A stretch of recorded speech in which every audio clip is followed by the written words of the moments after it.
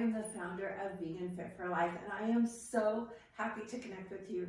I was able to completely transform my life in a positive manner by finding the gym and by changing my nutrition so that I was eating appropriately for my body. And I am very happy and very excited to be able to share that with you. Thanks for joining us.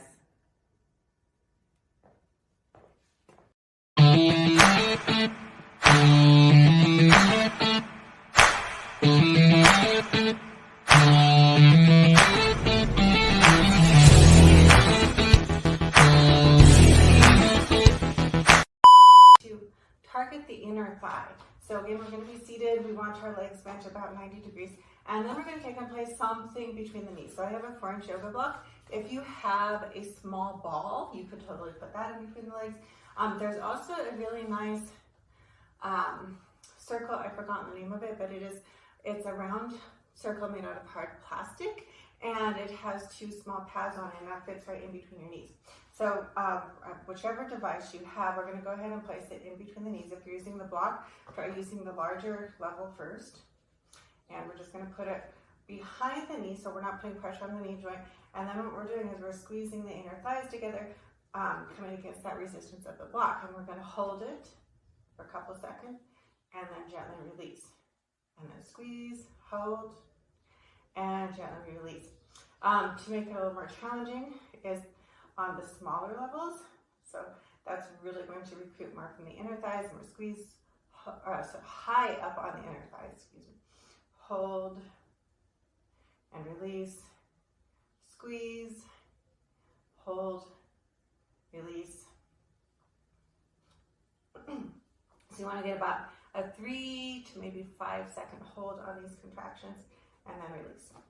And again, that's just inner thigh squeeze to help work the adductor of the inner thigh muscle.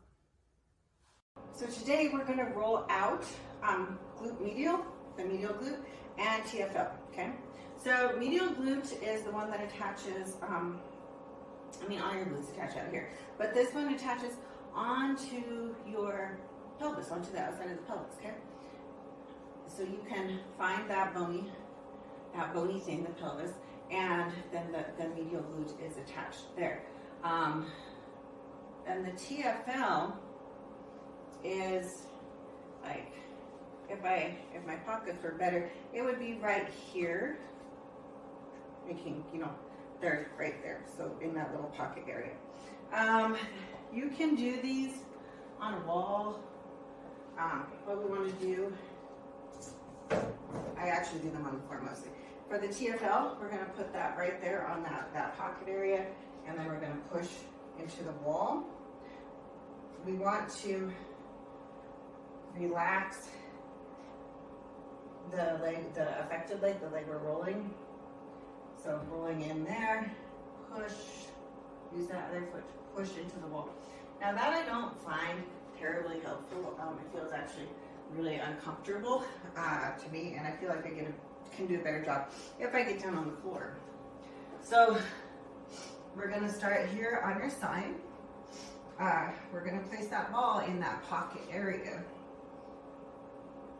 Okay, so I actually have it towards the back a little bit. If you start the ball just to the back of the pocket area, you're going to be starting on the insertion point of the glute medial. And that's fine because these two are usually affected at the same time. So then that's also like kind of where the hip is like concave a little bit because your bone, the pelvis has that dip in it. And then what we're going to do is we're going to roll forwards a little bit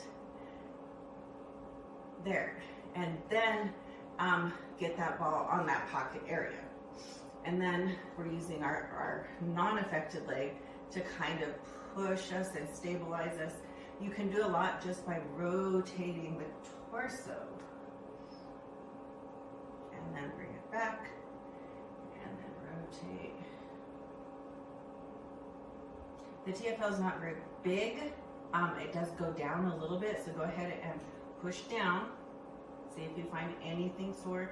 If you don't, bring it back up to the head of the muscle, which is right there towards the top of the hip. And then just holding. Breathe a couple times, see if you can get it to release. If not, it should get a little bit better feeling, then that does mean that it is releasing. So what we're trying to do is shut off that tension signal that the muscle has. All right, so from there, we're gonna take it over to glute med, which is pretty easy. We just bring up this foot, keep the knee bent, and you're gonna roll up towards the top of the hip, and then bring it back down to about the middle of the glute, and go back up to the top of the hip.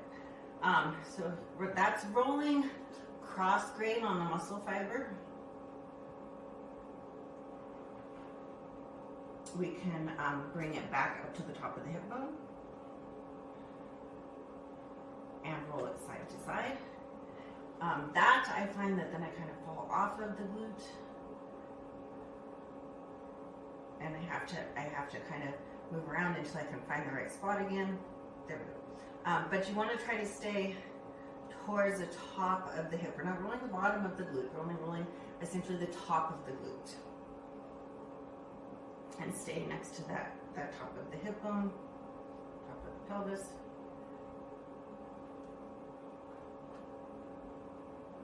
There we go. So a lot of times, glute med can cause pain in the SI joint because it's pulling on the pelvis, right?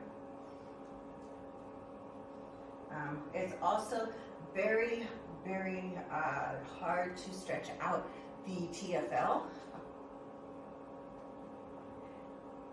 But with glute med, when you're rolling, you can try lengthening the leg. It's actually, I find better if I keep this leg bent. I feel like I have better control over it and I can stay on it a little bit better. And that shortens the muscle a little bit. All right, there you go. So that's rolling out TFL and medial glute med. So this exercise is for the hips. It's like a seated marching motion. So to begin with, you literally could just practice engaging one leg and drawing the knee up, set it down, engage the other quad, draw that knee up, and set it back down.